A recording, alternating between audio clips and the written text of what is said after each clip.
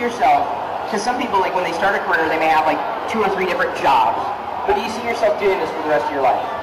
I would feel really lucky if I got the chance to. I love making films. I love working for Pixar. I work with amazing people. But whatever the case, I would like to remain in filmmaking. And whether it's making feature-length films or, I don't know, who knows, animated television or whatever, it's just, I like this type of project and I like the kind of people I'm working with. So I hope I get to do it for a long time. And some people spend more time on YouTube videos, but I wouldn't say that every YouTube video is a film. What kind of skill set do you need to get into, or I guess hone, to really become like a film producer? What things could people be doing? I think film producer or like just a audiovisual project. No, like a film. Like to actually create that. Well, I think more than anything you have to love film. And you have to love the medium, and I think it's extremely important to be able to communicate with people and to lead people and inspire them to try to hit different goals. And I mean, part of that is staying on schedule and all that sort of thing, but you have to have good project management skills. But I think more than anything, you need to have a love for film, and you have to be able to communicate. And you have to love working with people, because working in a film like at its peak, Monsters University had 257 people on the crew. Wow. And I probably interacted with all of them. So when you work on a film like that, you have to love working with and talking to a lot of different people every day. So this may not apply in every way to a YouTube video, but what makes a good film in your eyes, because it's probably subjective, what makes a good film very subjective. Or a bad film to you as a film producer? I think a good film, I think across the board, no matter what medium, you're trying to tell a story and you're trying to entertain. And so I think whether it's a film or a shorter piece, if it tells a story and entertains the people who are watching, I think that you've had a success. So I think that's kind of basically it. Yeah. A project doesn't need to have lots of flash. If it tells a story and people are engaged and it's compelling, then that's all you need, in my opinion. And that's exactly when people ask the secret of vlogging. I mean, sharing that personal narrative. It's just storytelling. And you're amplifying it and putting a lot of production value around it versus vlogging. Personal stories are extremely important. So I think that, people love that. So do you watch any vlog? I mean, like, have you ever stumbled upon like someone just relating their personal life? I don't know that much about vlogging. I haven't really. That's okay. We'll make you one of us. I know. Well, I'm not gonna lie. When we were talking about this a couple of weeks ago, I was like, I suddenly feel like a really old man.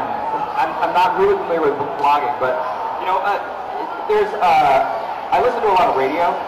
NPR has some great sort of personal stories. This American Life. Yes, This American Life, that kind of thing. But also they have a storytelling segment on some of their shows where people just talk about their lives and something they experienced. Okay, so I have 2 questions.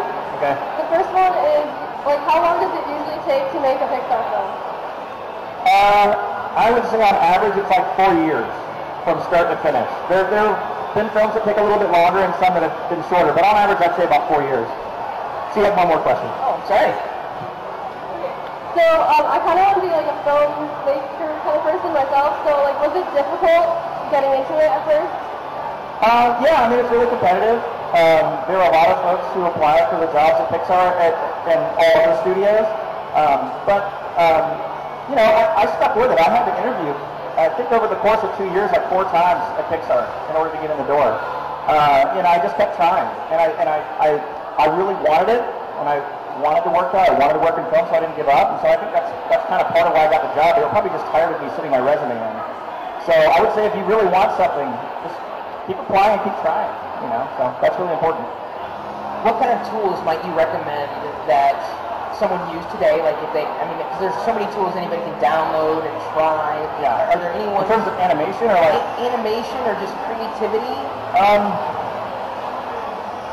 Gosh, in terms of tools, I'm probably not the best. I'm not an animator. Animation programs, I'm sure they're, the one that we use at Pixar is our own animation program, which I don't think anybody can get. Right. I'm not in sales for that, but I'm sure there are animation programs out there. I know there are animators who practice with After Effects. I have no idea how expensive that is, but I don't know. A lot of folks all of our animators can draw. All of our technical directors know computer code. coding and coding languages and whatnot. So one thing I would say though is I think learning to work in teams and communicate with other people is critical. And learning to work together with other folks is absolutely critical, because nobody at Pixar sits in their office all day and doesn't interact with people. We're one gigantic collaborative team. So I would say that's a huge skill is learning to work with people and communicate and being part of the team. And just so you know, we came up with the monsters like logo avatar things before we knew there was an opportunity to work with y'all. So it was total serendipity how that happened. It was actually done by an animator that I know lives in Germany, and we asked him. He did these in like a day. He's so creative. So no connection at all, but it made for perfect serendipity.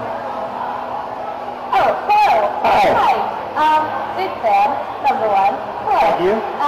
Number two, Monsters, Inc., the original, was such an incredible film, and I know at the end of it, a lot of people were left hanging with certain questions, and a lot of people believed that there was going to be a sequel, and Pixar has done very well with sequels with Toy Story 2 and then Toy Story 3 being, these huge successes, and they stand on their own. They're fantastic.